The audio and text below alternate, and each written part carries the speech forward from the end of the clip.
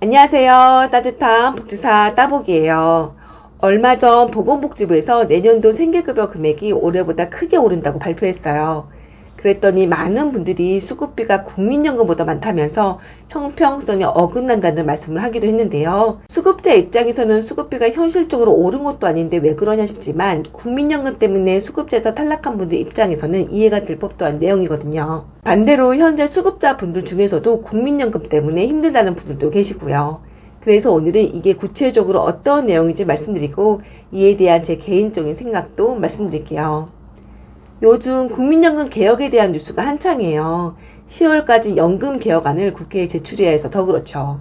갈수록 저출산 고령화 문제가 심각해서 국민연금으로 나가는 돈은 점점 많아지는데 들어오는 적다 보니 국민연금 재정 고갈이 얼마 남지 않았거든요.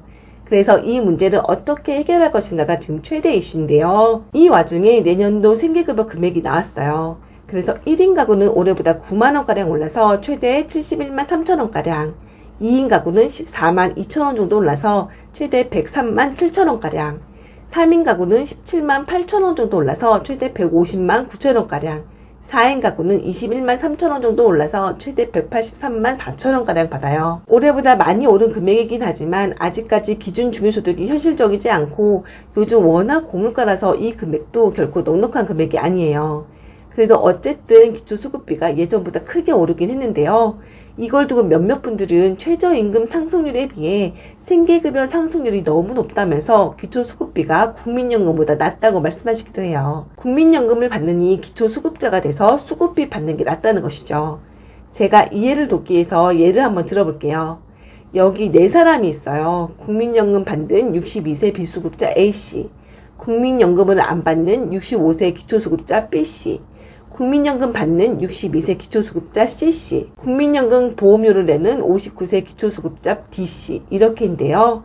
먼저 1960년생 A씨 이야기부터 해드릴게요. A씨는 어려운 형편에도 부지런히 일하면서 젊었을 때 열심히 국민연금을 넣었어요. 그래서 2022년부터 국민연금으로 한 달에 72만원 받고 계시죠. 여기 작년 기사 보시면 우리나라 국민연금 월 평균 연금액은 57만원이라고 했는데요.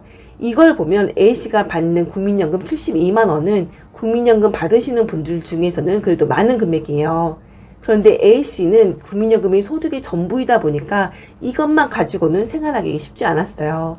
그래서 어려운 상황인데 뉴스를 보니 내년에 1인 가구 생계급여 수급자가 생계급여로 한 달에 71만원 받는다는 거예요. 지금은 기초수급자가 생계급여로 한 달에 최대 62만원 받는데 내년에 9만원이 오르면 자신이 국민연금 받는 금액과 비슷한 금액을 받으니까 A씨 입장에서는 이게 뭐냐라고 할 수 있어요. 게다가 기초수급자는 수급비뿐만 아니라 전기요금, 도시가스요금, 휴대폰 요금 감면, TV 수신료 감면, 양국비 감면 등도 받고 임대주택에서도 우선순위인 걸 보고 차라리 수급자 되는 게 낫겠다 이렇게 생각하게 된 거예요. A씨는 내년에 자신도 생계급여 수급자가 될 수 있는지 알아봤는데 국민연금으로 72만원을 이미 받고 있기 때문에 생계급여를 받을 수 없다고 해요. 국민연금은 가입자들이 낸 보험료로 대부분 운영되고 정부가 근로자들을 반강제적으로 가입시켜서 근로자들은 어쩔 수 없이 국민연금에 가입하게 돼요. 그 근로자들은 월급을 받기도 전에 보험료가 먼저 월급에서 공제되는데요. 만약 수급자분이 국민연금을 받는다면 해당 금액 그대로를 수급자분의 소득으로 봐요. 만약 A씨가 국민연금 72만원만 받고 다른 재산이 없다면 생계급여는 못 받지만 의료급여는 받을 수 있어요. 그런데 만약 재산이 조금 있다면 의료급여까지 못 받아요. 그럼 정말 억울할 수 있죠. 나이가 들수록 건강이 안 좋아지기 마련이어서 어르신 중에서는 의료급여가 생계급여보다 더 도움이 된다는 분들 많으시거든요. 이런 것까지 생각하면 A씨는 국민연금을 받는 게 오히려 손해가 될 수 있어요. A씨는 자신이 젊었을 때 가족들을 부양하느라 오랜 기간 힘들게 일하며 겨우겨우 보험료를 넣어 지금의 국민연금을 받는 건데 지금 이 국민연금 때문에 기초수급자가 될 수 없으니까 억울한 마음이 들 거예요. 차라리 국민연금을 안 넣었으면 기초수급자도 될 수 있었고 젊었을 때 그렇게 고생하지 않았을 테니까 아쉽지라도 않았겠다는 거죠. 그런데 기초수급자인 B씨 입장은 또 달라요. B씨는 국민연금을 안 넣고 싶어서 안 넣은 게 아니라 상황이 안 돼서 못 넣었거든요. 실제 저소득층의 경우에는 국민연금의 절반만 가입되어 있고 60%는 최소 가입 기간조차도 못 채웠어요. 특히 여성분의 경우에는 육아와 가사일 등을 하느라 직장에 다니지 못한 분들이 많은데요. 이 때문에 국민연금에 가입하지 못한 분들이 더 많아요. 세월이 지나서 나이 들고 보니 다른 사람들은 국민연금이라도 받지만 수급자분들은 아무런 소득이 없게 된 거예요. 이런 점에서 상대적으로 박탈감도 많이 들죠. A씨 입장에서 보면 어려운 상황에서 겨우겨우 국민연금을 냈는데 지금 와서는 국민연금을 안 낸 B씨와 소득의 차이가 없다고 한다면 억울할 수 있지만 B씨는 누가 안 넣고 싶어서 안 넣었냐 하는 거예요. 기초수급자 중에는 국민연금을 받는 분들도 계세요. 여기 C씨가 그래요. 그런데 C씨는 자신의 소득이나 재산이 조금이라도 늘면 혹시나 수급자에서 탈락할까봐 걱정이죠. C씨는 1960년생, 그러니까 63세예요. 그래서 현재 국민연금을 받으시고 2년 뒤인 65세부터는 기초연금도 받을 수 있어요. 그런데 기초생활보장제도에서는 국민연금과 기초연금 모두 수급자분의 소득으로 100% 산정하기 때문에 2년 뒤에 기초연금을 받게 된다면 C씨는 기초수급자에서 탈락할 수도 있어요. 꼭 기초연금뿐만 아니라 다른 곳에서 생기는 소득이나 재산 등으로 수급자에서 탈락할 수도 있죠. 이런 점 때문에 C씨처럼 국민연금을 받는 수급자분들은 국민연금을 받으나 안 받으나 내 손에 들어오는 돈은 똑같은데 국민연금을 받으면 나도 모르게 생길 소득이나 재산 때문에 수급자에서 탈락할 가능성이 더 커진다. 차라리 국민연금 안 받는 게 낫겠다 라고 생각하시기도 해요. C씨의 이런 모습을 옆에서 본 분이 계세요. 현재 국민연금 보험료를 내고 있는 수급자 D씨인데요. C씨를 볼 때마다 지금이라도 국민연금 넣지 말아야 하나? 반환 일시금 신청해서 국민연금을 일시불로 받는 게 낫겠다. 이렇게 생각하기도 해요.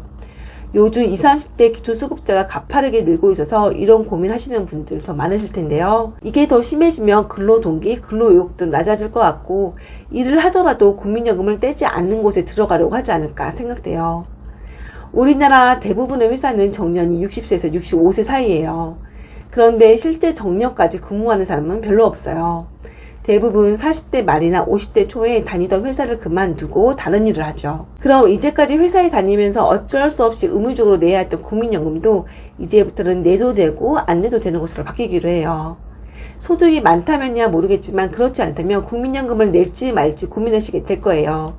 그런데 만약 국민연금 보험료도 많이 내야 하고 받을 수 있는 건 얼마 안 된다면 즉 국민연금의 보장성과 소득 대체율이 낮다면 굳이 국민연금을 내야 하나 생각해 볼 수 있죠. 특히나 기초수급자로 받는 금액이 국민연금보다 많다고 한다면 소득이나 재산이 적은 분들은 일을 하려고 하기보다는 지금 당장은 국민연금을 일시 반환금으로 받아 생활하고 나중에 수급자 신청하자는 생각도 하실 수 있어요. 제가 이제까지 4명의 사례를 들면서 국민연금과 기초생활보장제도에 대해서 말씀드렸어요. 국민연금을 기초수급자분의 소득으로 100% 산정하면 지금 수급자인 분이나 수급자가 아닌 분 모두 국민연금이 어려움을 느낄 수 있어요. 이런 점에서 전 기초생활보장제도에서 국민연금을 산정할 때 근로소득처럼 소득에서 어느 정도 공제해주면 좋겠어요. 그럼 근로자들도 마음 놓고 일하면서 국민연금에 가입해 어떻게든 자신의 노후를 위해 준비할 거예요. 이분들이 나중에 국민연금을 받는다면 정부도 사회적 비용이 줄어들 것이고 수급자와 수급자가 아닌 분들 사이의 형평성 문제도 줄어들지 않을까요? 또 수급 자격을 유지하기 위해서 혹은 수급자가 되기 위해서 일부러 일시 반환금을 받는다거나 국민연금을 안 넣으려고 하지도 않을 거고요. 또 기초수급자에 대한 근로소득 공제 비율도 대통령이 공약한 것처럼 지금의 30%에서 50%까지 늘리면 수급자분들의 근로의욕, 근로동기가 높아져서 수급자분들도 더 일하려고 할 거예요. 지금은 근로소득 공제 비율이 낮아서 일을 안 하는 게 오히려 이득이 되는 경우가 많거든요.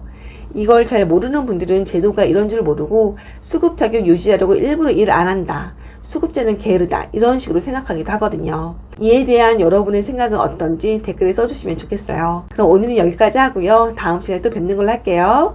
나무나도 즐겁게 행복하게 보내세요.